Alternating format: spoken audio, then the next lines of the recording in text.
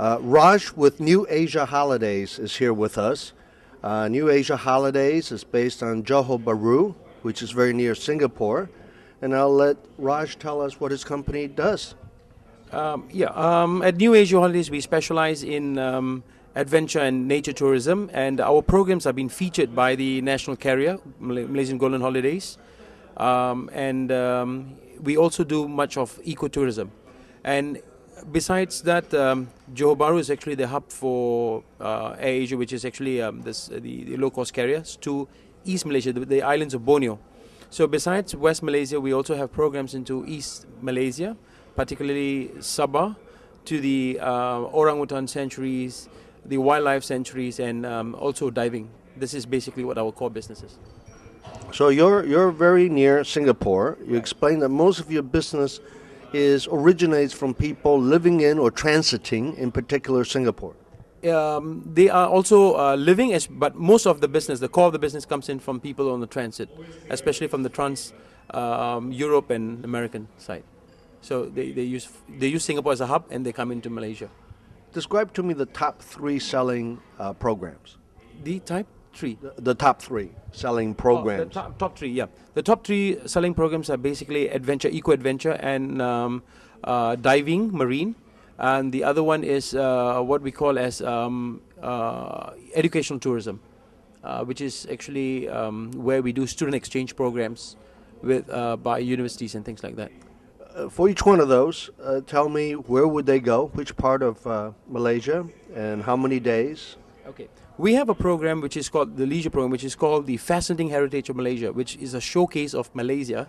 And that program gives you a cross-section of interest. It means from, let's say, culture, nature, tourism, and everything. So it's around Malaysia, and it takes about 11 days. We have another program that goes into East Malaysia, which combines both Sarawak and Sabah. And that will take another 14 days. So that's the two major programs for overlands. And then we have the adventure, which is just only adventure, soft and hard adventure that ranges from 10 to 20 days. As far as the educational programs are concerned, it is from 5 to 10 days. It's all tailor-made. Basically, we tailor-make the products. These programs are tailor-made, yes. FITs, individual travel? Yes. And these programs are also available at on the Malaysian Golden Holidays programs, which is carried by Malaysian Airlines. So they are fully escorted. The first few ones, except for the educational one, you wouldn't need a full-time escort for that.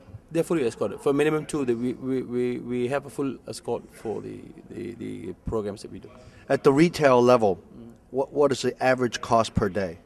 At the retail level, it's approximately about $100. And your company's been in business for how long? How many employees do you have? Okay.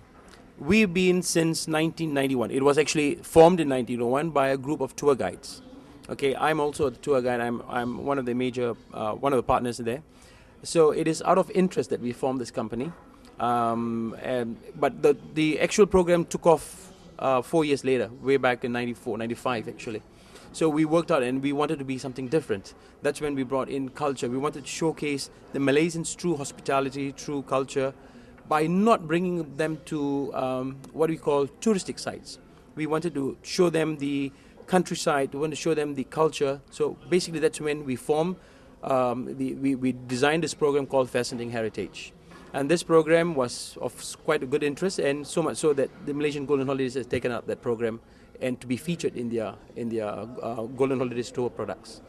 So since 94 till to date, we have always been evolving in the products and basically elements of fun, adventure, and education is tailor-made into each of the products that we do. You earlier mentioned that it sounded like the English-speaking market from Europe and U.S. are... U.S., yes.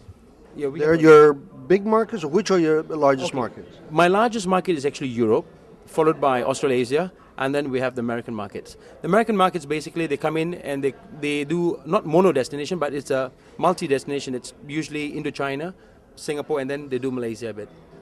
And this part of Malaysia that comes out of Singapore is actually much more different, because the state of Johor, being the southernmost state, or what we call it as the land's end of continent Asia, it's one in terms of accessibility. It's nearer to Singapore. Two, it really gives you different cultural aspects than any other parts of Malaysia.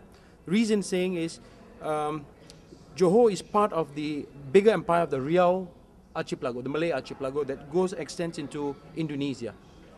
And so in terms of the Malay culture tradition, it's steeped in it. But unfortunately, it's not been really promoted. So it is an advantage actually for us. It's not commercialized, but yet it has still the natural settings undisturbed, unlike any other place in Malaysia. What is the demographics, the average age and income of the customers you're getting from Europe, let's say, versus regional here versus North America? The average age? Average age, kind of profession, income level? It depends on the type of programs that we have. The programs that we do for the overland leisure programs, basically they are 50 and above, all right? The adventure will be, the yuppie age is between 25 to about, late 30s, I guess. And the education programs, of course, we do for the university graduates and things like that. So that will be the age breakup from Europe. Likewise, Australia, we have a mixture again, because for the overland, you may have a little bit earlier. I mean, it's 35, so forth and so on. From the American side of it, yeah, it's always we do the older groups, 60s and above. These are the, what do we call, the grey-head market. Yeah. And they spend that much time, 10 days, 2 weeks? That's how I say they're tailor-made. They're tailor-made, so it's part of the thing. Part of maybe Singapore, Thailand, Malaysia. So it goes on a multiple destination. So they spend quite a number of days. But we also have, as I said, 10 days is the maximum program. We have it from 5 to 10 days actually. So we have, like, for example, from Johor, we have just what we call the West Coast Discovery. The 11 days is actually a round Malaysia trip. So if you want to know the West and the East Coast, because this is what they say, it's the busy West Coast to the sleepy Holocaust of the East Coast. So you get a real glimpse. But if you just want to have one part of it, you also can do it. So basically we tailor make that. Thank you very much, Raj. Thank you very much.